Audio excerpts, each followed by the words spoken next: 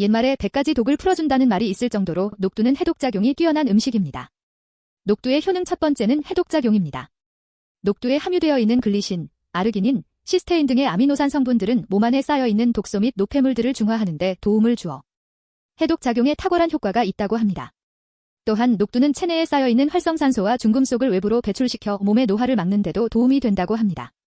해독작용을 하는 비텍신, 이소비텍신, 사포닌 등은 특히 녹두의 껍질에 많이 포함되어 있기 때문에 녹두를 껍질째 먹으면 더 큰 효과를 볼 수 있습니다.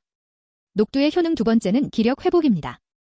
녹두에 함유되어 있는 여러 아미노산 및 불포화 지방산 성분이 신진대사 및 혈액순환을 촉진시켜 피로를 풀어주고 기력을 회복시켜주는 데 많은 도움이 됩니다. 특히 녹두에는 식물성 단백질이 많이 들어있어 조금만 먹어도 에너지 생성에 도움을 주어 기력 회복에 뛰어난 효능을 보입니다. 그래서 감기에 걸려 기운이 없고 열이 많이 날 때 녹두죽을 먹으면 열이 내리고 기력 회복이 되는 것입니다. 녹두의 효능 세 번째는 소화기능 촉진입니다. 녹두에는 소화효소가 함유되어 있어 다른 곡류에 비해 소화가 쉽고 소화불량 개선에 효과가 있습니다.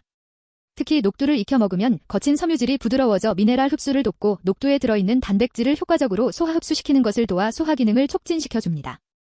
녹두 효능 네 번째는 이뇨작용입니다. 녹두를 챙겨 먹으면 신장의 기능을 도와주고 이뇨작용이 활발해집니다. 이뇨작용이 활발해지면 몸이 자주 붓는 분들의 부종 제거에 도움이 되며 체내에 쌓인 노폐물을 배출하는 데 효과가 좋습니다. 녹두의 효능 다섯 번째, 빈혈 개선입니다. 빈혈이나 어지럼증 등의 증세가 있는 분들도 녹두를 챙겨 드시면 도움이 됩니다. 녹두에 함유되어 있는 철, 카로틴, 엽산이 피를 만드는 조혈작용을 가지고 있기 때문입니다. 특히 엽산은 임신 중인 산모가 필수적으로 먹어야 하는 영양성분 중 하나로서 태아의 성장과 발달을 돕는 영양소로 유명하기도 합니다. 녹두 한 컵 약 200g에는 일일 섭취량 80% 가까이 되는 엽산이 풍부하게 포함되어 있어 다른 곡물 종류보다 엽산, 비타민, 미네랄을 더 많이 섭취할 수 있습니다. 따라서 녹두는 산모에게 매우 도움이 되는 음식입니다. 녹두 효능 여섯 번째, 당뇨 개선입니다.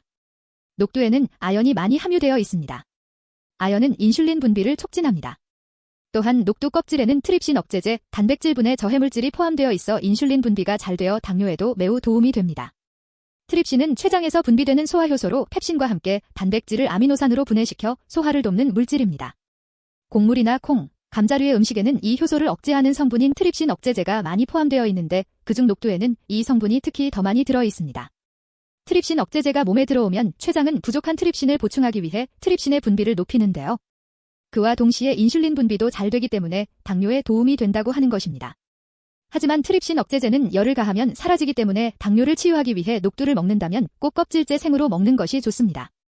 그 외에도 다량 함유되어 있는 식이섬유와 레시틴 역시 혈당 조절에 도움을 주어 당뇨를 개선하는 데 뛰어난 효과가 있다고 합니다.